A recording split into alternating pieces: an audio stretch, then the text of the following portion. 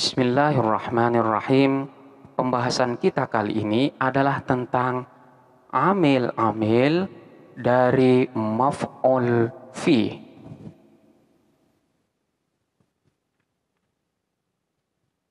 Sebagaimana telah dibahas pada pembahasan sebelumnya, bahwa maf'ul fi ini hukumnya nasab, dan nasabnya maf'ul fi di sini tidak nasab dengan sendirinya, melainkan di sana terdapat amil yang memerintahnya untuk dibaca nasab.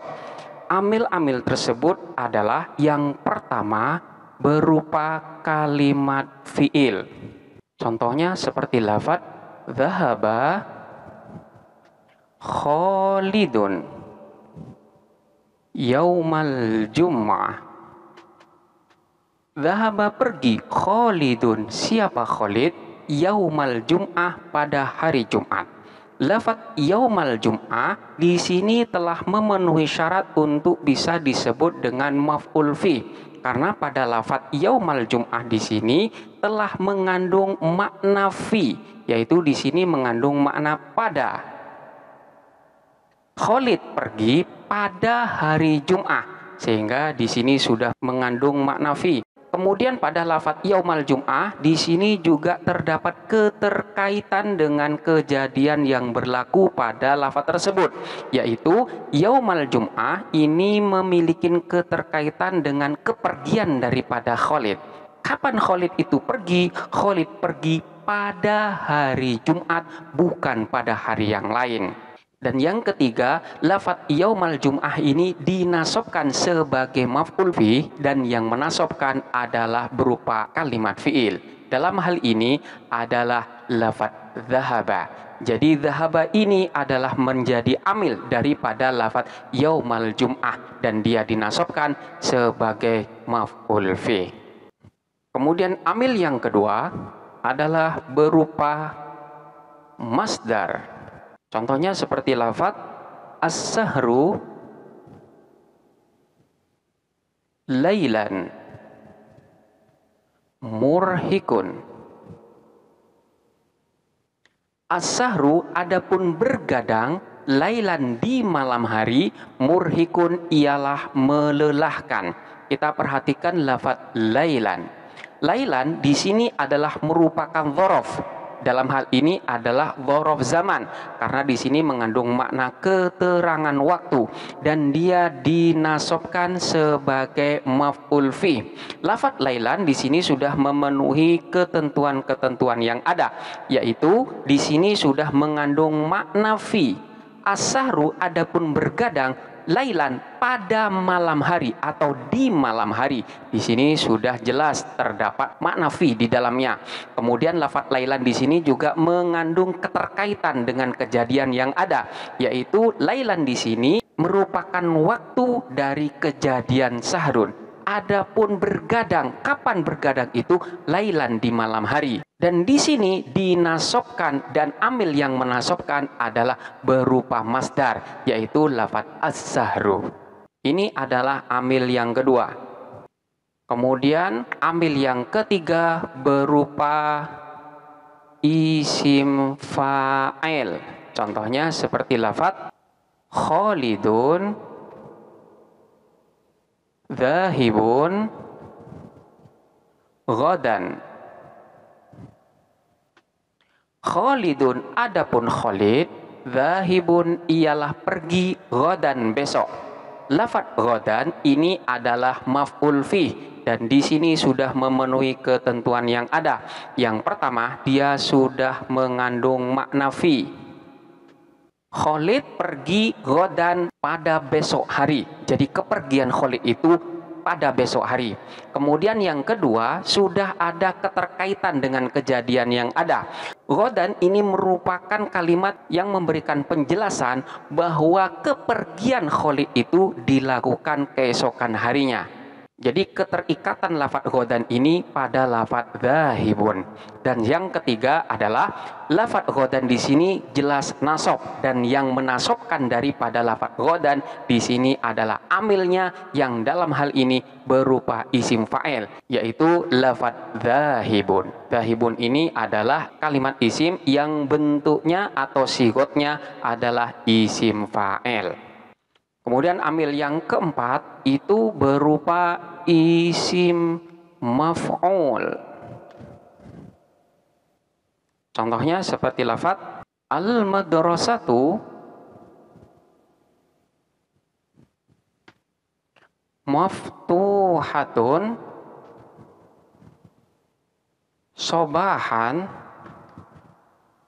mulaqatun masaan. Al-madrasatu adapun sekolahan, maftuhatun ialah dibuka, sobahan di pagi hari, mulaqatun ditutup, masaan di sore hari. Kita perhatikan lafadz sobahan dan lafadz masaan. Kedua lafadz ini sudah mengandung makna dzaraf, yaitu dzaraf zaman, dan di sini sudah sama-sama mengandung makna huruf jarfi. Sobahan di pagi hari, masaan di sore hari. Kemudian kedua lafadz ini sama-sama memiliki keterikatan dengan kejadian yang ada. Sobahan memiliki keterikatan dengan lafadz maftuhatun, yaitu dibuka sobahan pada sore hari. Kemudian lafadz masaan ini juga memiliki keterikatan dengan lafadz mulaqah, yaitu ditutup. Kapan ditutupnya itu? Masaan di sore hari. Dan kedua lafadz ini sama-sama dinasobkan sebagai maf'ul fih, dan yang menasobkan adalah lafadz yang berupa isim maf'ul. Sobahan ini dinasobkan oleh lafadz maftuhah, dan masaan dinasobkan oleh lafadz mulaqah, dan kedua lafadz ini bentuknya bersigot isim maf'ul. Ini adalah bentuk amil dari maf'ul fih yang keempat. Dan yang kelima adalah berupa sifat musyabbahah. Contohnya seperti lafadz Khalidun, Halimun, Indal ghadab. Khalidun adapun Khalid, Halimun ialah toleran, Indal ghadab pada waktu marah atau ketika marah. Kita perhatikan lafadz inda al-ghadab. Lafadz inda di sini adalah merupakan maf'ul fih yang nasab, dan dia sudah memenuhi ketiga syarat. Yang pertama di sini sudah mengandung makna fi, yaitu indal ghadab pada waktu marah atau ketika marah. Kemudian yang kedua adalah lafadz inda di sini memiliki keterikatan dengan kejadian yang ada. Pada waktu marah atau ketika marah ini memiliki keterikatan dengan lafadz halimun, yaitu dia toleran pada waktu marah. Dan yang selanjutnya dia itu dinasobkan sebagai maf'ul fih, dan yang menasobkan adalah amil yang berbentuk sifat musyabbahah, yaitu lafadz halimun. Kemudian yang keenam ini berbentuk sighat mubalaghah.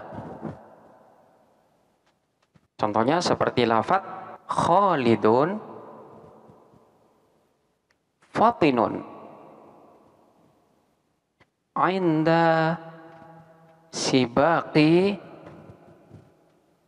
maharati al-qira'ah. Khalidun adapun Khalid, Fatinun ialah sangat cerdas, inda sibaki maharatil qiraah ketika perlombaan mahir membaca. Kita perhatikan lafadz inda. Lafadz inda di sini adalah merupakan maf'ul fih yang telah memenuhi ketentuan yang ada. Yaitu yang pertama, dia sudah mengandung makna fi. Jadi Khalid itu sangat cerdas pada waktu perlombaan. Kemudian yang kedua, dia memiliki keterikatan. Dalam hal ini keterikatannya dengan lafaz fatinun. Dan yang ketiga, dia itu dinasobkan oleh amil, yang dalam hal ini amilnya berbentuk sigot mubalaghah, yaitu lafaz fatinun. Fatinun ini adalah merupakan lafaz yang berbentuk sigot mubalaghah. Kemudian bentuk daripada amil dari maf'ul fih yang ketujuh itu adalah berbentuk isim tafdil. Contohnya seperti lafaz al-maridu, al-yauma ahsanu minhu amsi. Al-maridu, adapun orang sakit, al-yauma, pada hari ini, ahsanu, ialah lebih baik, minhu, dari itu marid, amsi, kemarin. Kita perhatikan lafaz al-yauma dan lafaz amsi di sini adalah sama-sama berkedudukan sebagai maf'ul fih karena sudah memenuhi ketentuan yang ada, dan kedua-duanya ini sudah mengandung makna fi. Al-yauma pada hari ini dan amsi pada kemarin. Kemudian di sini memiliki keterikatan. Lafaz al-yaum di sini memiliki keterikatan dengan lafaz al-marid, sementara lafaz amsi di sini memiliki keterikatan dengan lafaz ahsan.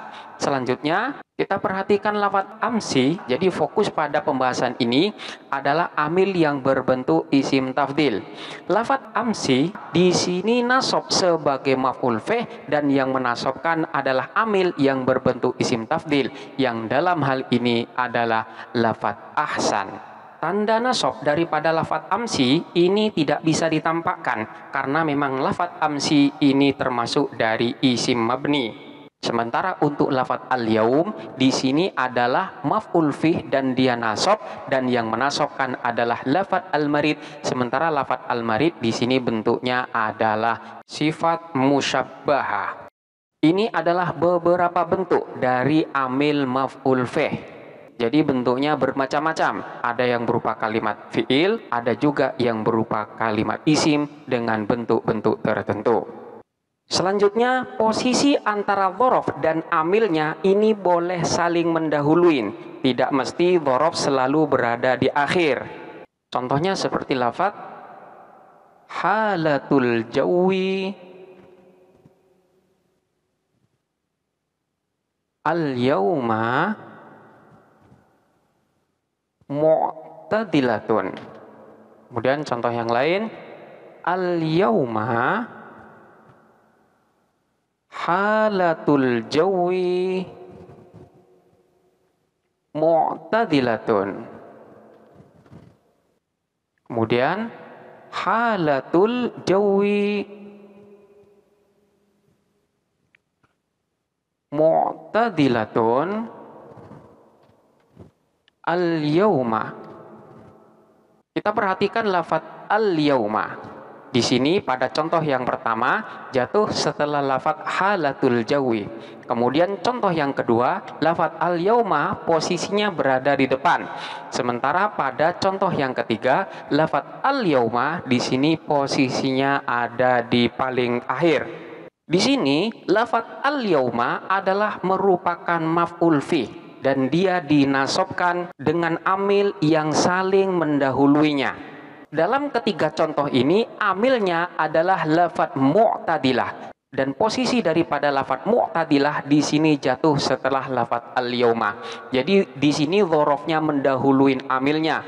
Sementara untuk contoh yang kedua, di sini al-yauma berada di paling awal, sementara amilnya berada di paling akhir.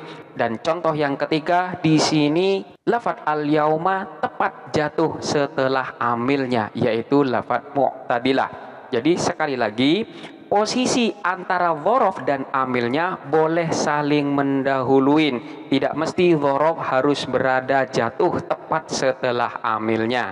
Silakan diperhatikan makna dari masing-masing ketiga contoh tersebut. Contoh yang pertama, maknanya adalah halatul jawi, adapun keadaan cuaca, al-yauma pada hari ini, mu'tadilatun ialah normal. Kemudian contoh yang kedua, al-yauma pada hari ini, halatul jawi, adapun keadaan cuaca, mu'tadilatun ialah normal. Kemudian contoh yang ketiga, halatul jawi, adapun keadaan cuaca, mu'tadilatun ialah normal al-yauma pada hari ini. Kemudian selanjutnya, apakah boleh satu amil memiliki beberapa dzaraf? Jawabannya adalah boleh. Hal ini berlaku manakala dzaraf berbeda jenis, yaitu manakala amil tersebut memiliki dua dzaraf, maka antara dzaraf yang satu dan dzaraf yang lain itu tidak boleh dalam satu jenis. Bisa jadi salah satunya berupa dzaraf zaman dan dzaraf yang lain berupa dzaraf makan. Contohnya seperti lafaz ra'aituki yaumal wada' khalfa jidari al-madrasah bakiyatan.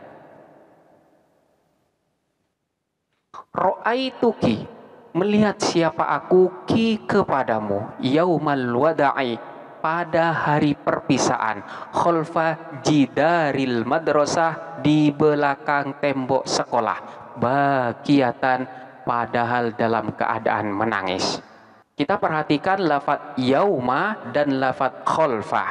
Lafaz yauma dan lafaz khalfa di sini sama-sama berupa maf'ul fi dan semuanya sama-sama dinasobkan oleh lafaz ra'aituki. Jadi di sini amilnya satu, sementara dzarafnya ada dua, yaitu lafaz yauma dan lafaz khalfa.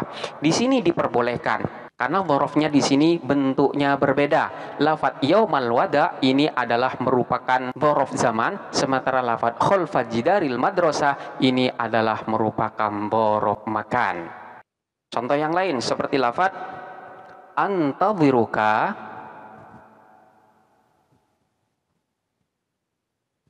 yaumal jum'ah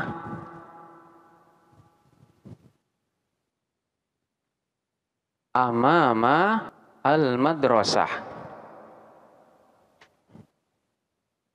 Antadhiru, menunggu siapa saya, ka kepadamu, yaumal jum'ah pada hari Jumat, amamal madrasah di depan sekolahan.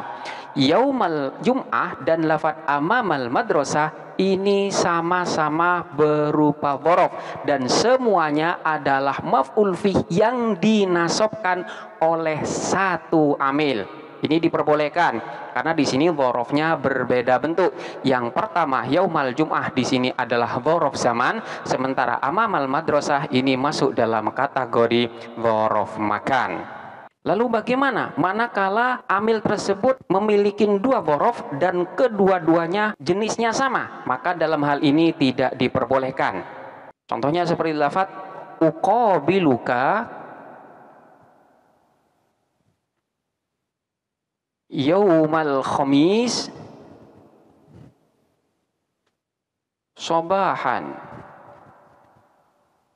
Uqabiluka, akan menemui siapa saya, ka kepadamu, yaumal khamis pada hari Kamis, sobahan pagi-pagi. Yauma dan sobahan di sini sama-sama berupa dzaraf zaman. Sementara amilnya adalah lafaz uqabiluka. Ini tidak diperbolehkan karena di sini dua dzarafnya merupakan satu jenis, yaitu sama-sama berupa dzaraf zaman dan amilnya di sini hanya satu. Tidak boleh dua dzaraf di sini dinasobkan dengan satu amil. Salah satunya harus tidak dijadikan sebagai maf'ul fi dengan cara menampakkan huruf fi yang ada pada dzaraf tersebut. Bisa lafaz yaumal khamis atau lafaz sobahan. Manakala lafaz yaumal khamis maka akan menjadi uqabiluka fi yaumil khamisi sobahan. Atau lafaz sobahan ini huruf fi-nya ditambahkan, maka akan menjadi uqabiluka yaumal khamisi fis sobah. Maka hal ini diperkenankan. Jadi Satu amil boleh menasobkan kepada dua dhorof dengan syarat jenis daripada kedua dhorof tersebut berbeda. Salah satunya bisa berupa dhorof zaman dan salah satunya bisa berupa dhorof makan. Manakala kedua dhorof yang akan dinasobkan tersebut sama jenisnya, sementara amilnya hanya satu, maka di sini tidak diperkenankan. Apabila hal tersebut terjadi, maka salah satunya harus menampakkan huruf jerfinya, sebagaimana contoh yang di bawah ini. Bisa lafadz yauma al-khamis ini yang ditampakkan fi-nya, maka yang menjadi dhorof ini adalah lafadz sobahan, atau lafadz sobahan ini yang ditampakkan fi-nya, maka yang akan menjadi dhorof di sini hanya lafadz yaumal khamis. Ini adalah beberapa penjelasan tentang amil-amil daripada maf'ul bih. Selanjutnya silakan untuk dipelajari dengan seksama dan sampai jumpa pada pembahasan berikutnya.